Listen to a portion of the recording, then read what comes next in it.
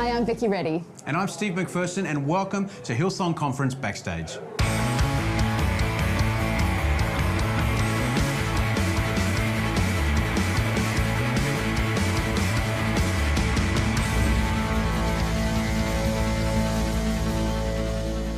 Well, welcome back to Backstage at the Sydney Entertainment Centre, where we're coming up to the last night of Hillsong Conference 2011. Steve, hasn't it been fantastic? Oh, it's been amazing. How great is it to catch up with some of our great speakers, Nikki Gumbel, which we're catching up with today, and John Maxwell, Priscilla Shira. The Jesus Culture guys. That's right. It has been great. And today's show we'll also be catching up with JD from Hillsong United and Leo Hansen from Christchurch, catching up on what's been happening over there. Yeah. So we've got a great show still lined up for you. But the conference, Steve, the last 24 hours have been great.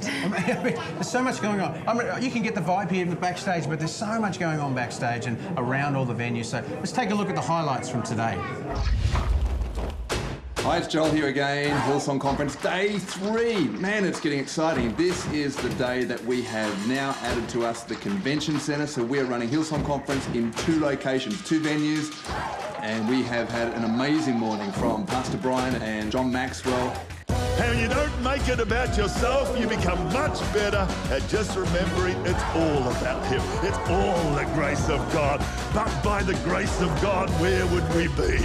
If you are alive today, He has a plan for you, and He has a work that He wants to do in you, and He has a purpose for you. And this morning, accept that plan. Say, God, I accept what you have for me right now in my life. Accepting it.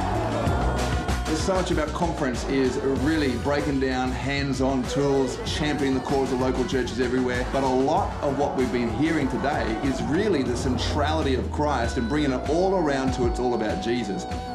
When we understand the cross, what Jesus did on the cross, then we understand our only reasonable response is to deny ourselves, lay down our life, take up His cross, and follow Him. Each and every one of us has a part to play that we might draw that picture of Jesus to a world that can't see what we talk about. Wow, what a night! I mean, in the entertainment centre, Priscilla Shira in the convention centre, John Maxwell. It is so inspiring. I can't believe we've got one day to go. I'll see you tomorrow. As we've had all throughout the week, we've had guests that have just been backstage and around. We pulled them in to have a chat, and today is exactly like that. Leo Hansen, pastor of Majestic Church in Christchurch. Thanks for being with us today. Oh, it's great to be here. Now, people who watch the news, they know what's been going on in Christchurch, New Zealand.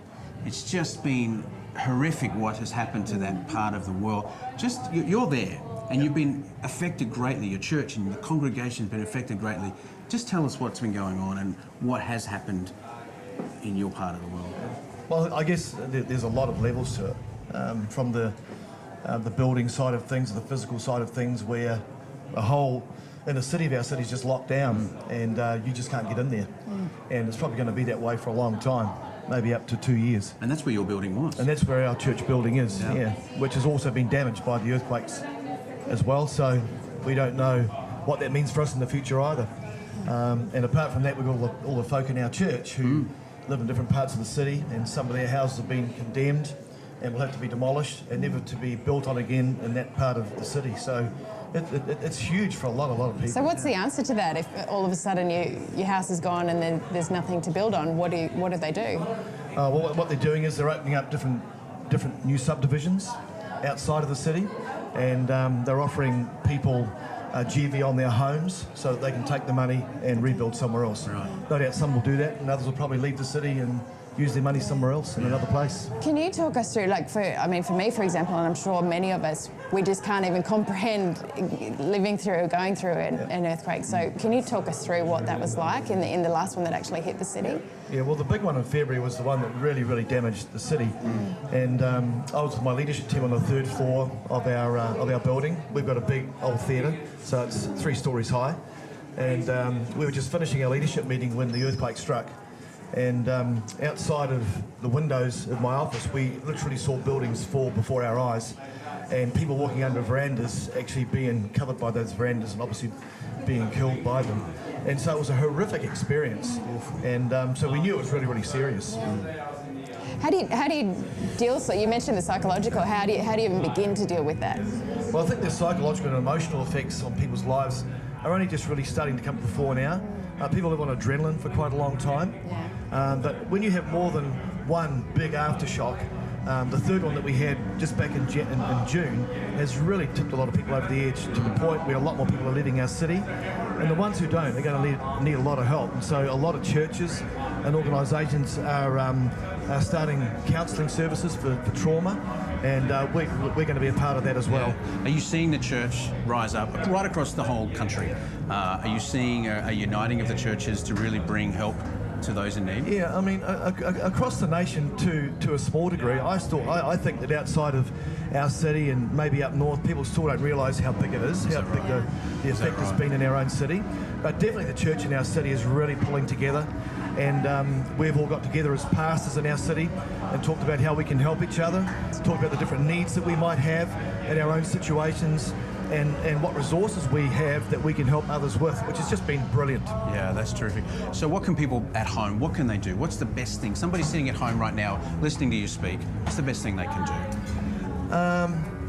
It's really hard to know sometimes, because it's not like the city's short of money or short of food, and you can't help the fact that some people still don't have power, some people still don't have sewage facilities. That's really part of the infrastructure of the city that the city has to work out. So for the Christian community, it's to really pray for our city, that our city will be rebuilt in a way that's going to really honour and glorify God. Have you actually, since the earthquake happened and you mentioned that your building's been closed down, have you literally been back in there since it happened? Yeah, I have. I've been back in there once.